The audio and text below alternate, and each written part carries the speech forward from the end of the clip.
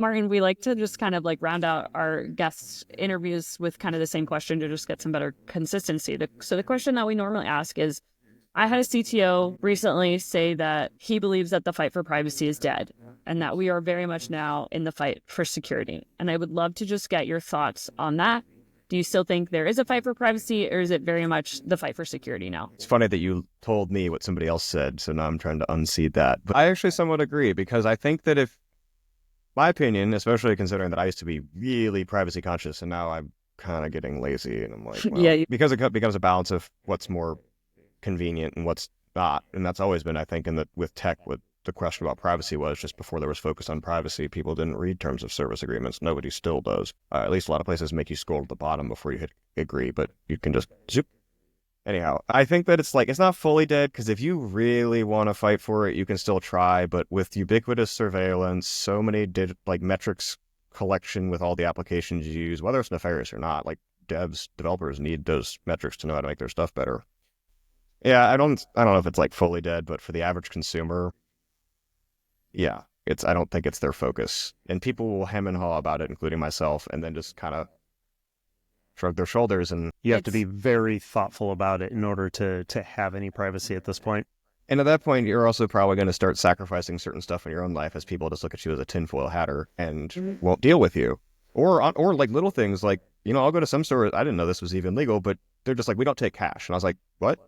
I thought you had to. I remember that happened with like American Express Bank or something like years ago, but like more and more like storefronts now just won't take cash, which is your last way to pay anonymously.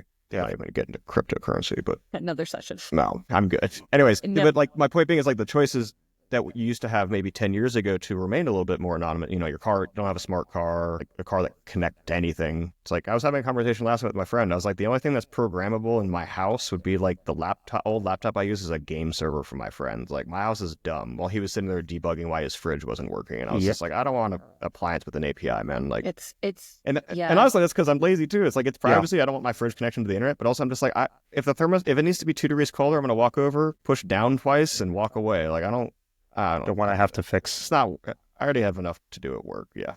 This is where, as practitioners, we vary widely in our personal risk tolerance for like privacy and technology. I think even across the three of us, we would all score very differently. Yeah, and probably score differently based on what we say versus what we actually do. Yeah, totally.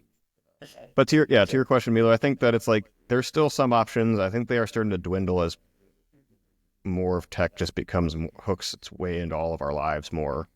I mean, even, when I travel in other countries on public transit, they're like, you could pay for the bus with cash, or you can get a tap card and not hold the line up. And you're like, well, I'm going to get the tap card, right? Like, yeah, which is tied to my credit card. So they know where I bought it. It's like, who cares? So whatever, I'm a tourist, it doesn't matter, right? But it's still, some people might care a little more. So I think it has shifted more to security. Like, how can you do all the things that you need or want to do as securely as possible? Make sure that, we can't control what large corporations and governments do with data, but you can at least try to be secure and not let other nefarious actors go with it.